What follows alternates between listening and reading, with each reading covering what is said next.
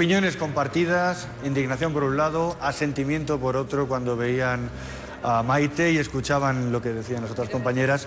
Sí, vamos a empezar por Victoria, que estaba muy indignada. Bueno, yo voy a partir de la base de que mi padre, y no me avergüenzo de decirlo, tenía silicosis. Entonces la tenía en el 3er grado hasta que se la diagnosticaron. Y el mismo médico dijo, separa a las niñas porque esto no sabemos cómo va. Mi padre se murió con 50 años y la silicosis la cogió con 39. Entonces nos llevaron a Guadarrama. Y eso fue para mi padre una alegría, porque venía a vernos y sabía cómo estábamos. Hubo cosas, a mí me abrieron una carta, a mi hermana y a mí. Le poníamos a mi padre la primera semana, con las señas, le mandaron el sobre. Papá, mamá, venir a buscarnos, porque aquí nos pegan, porque aquí esto, porque por las novatazas y las veteranas que nos metían muchísimo miedo. Las mismas niñas, a las pipiolos que llegábamos, nos metían muchísimo miedo.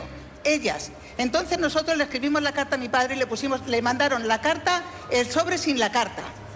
Y esa fue una de las cosas que nosotros, como niños, yo no le hice ningún aprecio. Y como niña que era, a mí ese rencor no me ha llegado nunca jamás.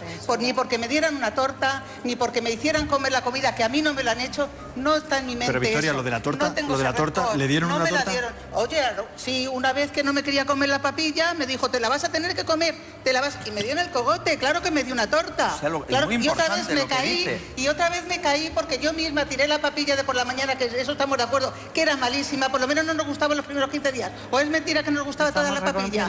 No nos gustaba ninguna. Y la tiré debajo de la mesa y cuando me levanté me escurrí y tiré un montón de cosas y me levantó de la bata. Vamos a seguir hablando. Van saliendo casos, van saliendo casos. Otra cosa, Isabel, usted estaba indignadísima con el tema no de como una agresión tan grave. No, con el tema de Maite y con el tema mío.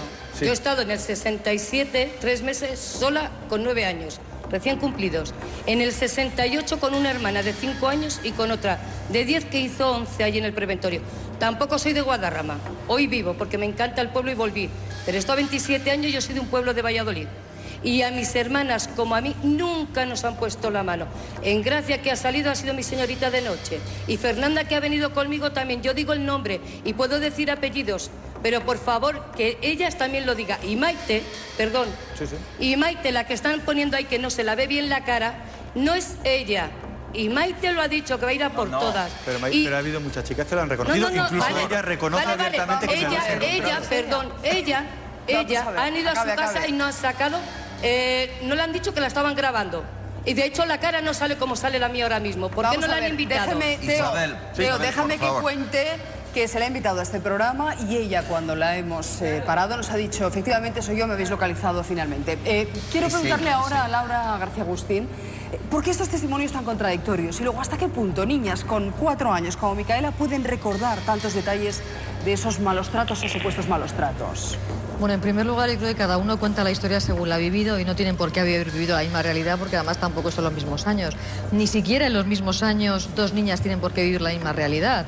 A veces puedes coincidir con una cuidadora que sea más rígida y otra que sea más cariñosa. Es decir, que no es incompatible que convivan varios testimonios.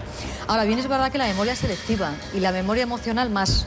Y es verdad que nuestro cerebro, cuando le falta información, la suple con otras cosas. Entonces, sí que es cierto que cuando uno es pequeño, integra, almacena y después reproduce los recuerdos de una manera sesgada, porque uno es pequeño y el cerebro va poniendo un poco de su cosecha. La señora Eso no quiere Victoria decir... y ellas hayan vivido lo mismo y lo reflejen de forma distinta. Sí, podría ahora ser que hayan vivido cosas parecidas, no lo mismo, pero cosas parecidas, y cada niña lo vivirá de manera diferente. Cada ser humano es único y vivimos las cosas de una manera particular, y en lo que para mí una bofetada puede suponer que no me importa nada, para otra niña una bofetada puede suponer un auténtico calvario. Entonces, por ejemplo, lo que ha dicho el doctor Cabeza, yo estoy muy de acuerdo. En aquella época, 50, 60, los años 70, los métodos de enseñanza no eran adecuados. Eran en muchas ocasiones crueles, pero eran lo que eran. Es decir, la mayor parte de los niños de aquella época recibieron ese tipo de trato. Podemos llamarlo maltrato, si queréis, pero que en el fondo era el pan nuestro de cada día. Ahora bien, ¿hay niñas que recibieron un trato mucho peor que otras?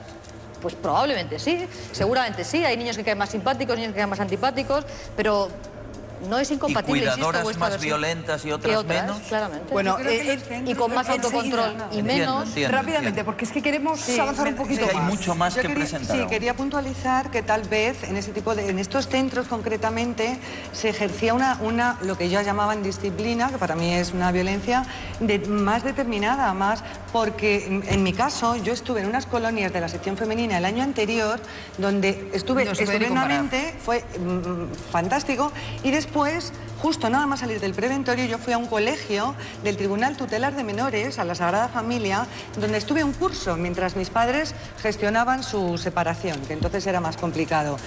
Y no puedo hablar, eran monjas, era la misma época, era todo igual, eran unos meses. Pero había disciplina y no había disciplina, pero nunca ha habido malos tratos. Nada comparable a su experiencia en Guadarrama. Nunca las niñas que se hacían pislas, nada parecido. Bueno, pues déjame que les contemos ahora el por qué no ha trascendido tal vez todo lo que aquí estamos viendo antes. Algunas internas aseguran que estaban incomunicadas, que sus cartas eran censuradas, vamos, como en una cárcel. Bueno, muy parecido. Denuncian que las internas controlaban todo el correo para que no contaran a sus padres lo que ahí pasaba.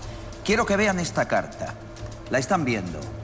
Estas dos hermanas que firman la carta y que ven en la fotografía, dicen a sus padres: estamos altas, hemos comido, dan mucha importancia al crecimiento, la obsesión de las cuidadoras. Enseguida hablamos con la niña.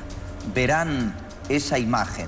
La niña que escribió esta carta y además tiene algo más que contar, la están viendo, porque esa carta fue censurada.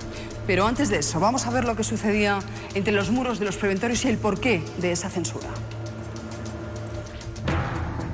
En los preventorios regían dos leyes, la ley del miedo y la ley del silencio. Yo lo viví como una cárcel, era otro maltrato. Les escribía cartas contándole cosas y mis padres nunca jamás recibieron esas cartas. Cartas como esta que dice: mamá, ya ves cómo estamos de altas, hemos crecido, tus dos hijitas que mucho te quieren y no te olvidan. Pero, ¿por qué en todas las cartas se hacía hincapié en la buena salud y supuesto bienestar de las internas? La respuesta es sobrecogedora. La primera carta que escribí a mi familia en toda mi vida. Y fui muy contenta, y cuando se lo di a la cuidadora, me la rompió y me dijo que escribiera otra. Como yo no sabía que había hecho mal, escribí la misma. Así que tuve que escribir una tercera cuando ya me dijeron o me di cuenta de que esas cosas no las podía poner. Mamá, ven a buscarme, mamá, no quiero estar aquí, mamá, solamente estoy llorando, por favor, ven a buscarme. Este control no solo se efectuaba en la correspondencia. Las cuidadoras filtraban los paquetes que llegaban desde el exterior. Pues había muchos, entre ellos yo, pues que a lo mejor no recibía paquete. O si lo había recibido. Yo luego me enteré que sí había recibido. Cuando me entero, cuando llegó a casa mis padres, mi madre tenía los estos de correos, de los resguardos, de que mandaba paquetes. ¿Por qué había tanta censura en las comunicaciones con las familias?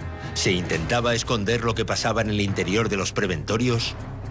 En la primera visita, las cuidadoras se ponían al lado de los padres a ver qué decías. Estábamos completamente controladas. Esto era un régimen militar. Cuando yo intentaba contarles a mis padres lo que realmente me estaba sucediendo, siempre ella por detrás hacía así. Y entonces ya la boca se cerraba y ya no contabas absolutamente nada. Y si no les parecía bien, te hacían así tú ya, porque luego sabías las represalias que iban a venir. O sea, la buena paliza te la daban. Teo, estás con Manuela, la autora de la carta. Con Manuela Lozano, que es una de las hermanas que aparecen en la fotografía. ¿Qué escribisteis esa carta y cómo la escribisteis? ¿En qué condiciones, Manuela?